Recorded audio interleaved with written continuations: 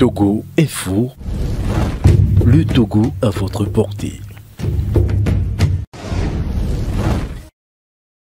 Je crois que l'application Namanya qu'on vient de lancer est une réponse par anticipation aux préoccupations des populations, des communes et je dirais même des élus. Et donc, c'est l'engagement de la société civile en tant qu'élite qui anticipe sur les problèmes majeurs de sa société. On dit « mon peuple périt faute de connaissances ». Alors, nous avons la liberté de parole, la liberté d'association. Nous sommes dans un grand mouvement qui est la décentralisation. Si les citoyens ne savent pas ce que c'est, ne connaissent pas leur rôle, les élus ne connaissent pas leur rôle, alors qu'il y a une loi, une disposition essentielle de la loi de la décentralisation, c'est le développement du milieu par les populations pour elles-mêmes et le contrôle citoyen. Donc je crois que Namanya est quelque chose d'extraordinaire qu'on met à la disposition des communes.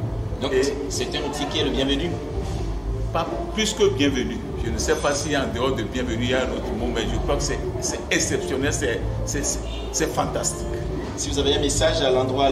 Alors, vous savez que les universités sociales du Togo sont fortement impliquées dans le concept de gouvernance partagée ou de gouvernance participative, et cela nous a conduit à imaginer une application qui permette justement aux citoyens d'interagir avec ces élus, ou inversement aux élus d'interagir avec leurs concitoyens. Et c'est ainsi que donc, grâce au levier technologique, nous avons imaginé une application dénommée Namanya, donne-moi l'information, apporte-moi la connaissance. Et cette application permet justement de mettre en lumière les activités des élus, qu'il s'agisse des parlementaires, dans le Parlement, toutes les lois auxquelles ils ont eu à contribuer, les projets de loi auxquels ils ont eu à contribuer, les parlementaires sur le terrain dans leur circonscription, qu'est-ce qu'ils y mènent exactement comme activité.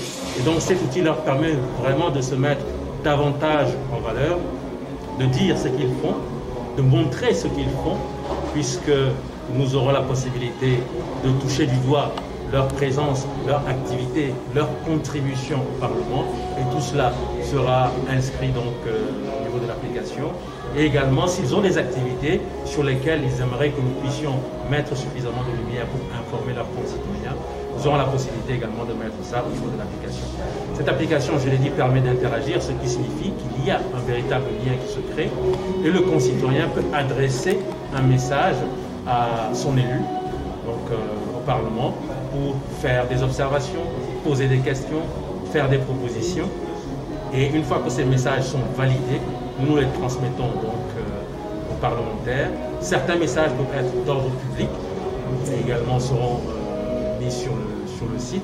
Et tout cela permet vraiment de créer un lien véritable entre l'élu du peuple et ses concitoyens.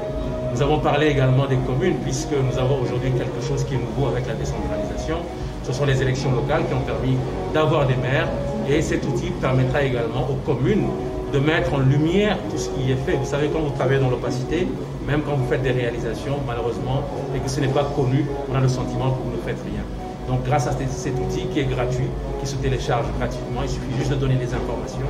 Nous sommes là, et donc les communes ont la possibilité, avec cet outil, de nous informer sur ce qui est fait, de répondre à des questions également de concitoyens, de faire peut-être grâce à cette application, d'apporter vraiment, de garnir alors un agenda de la commune par rapport aux activités qui sont faites, qui sont planifiées.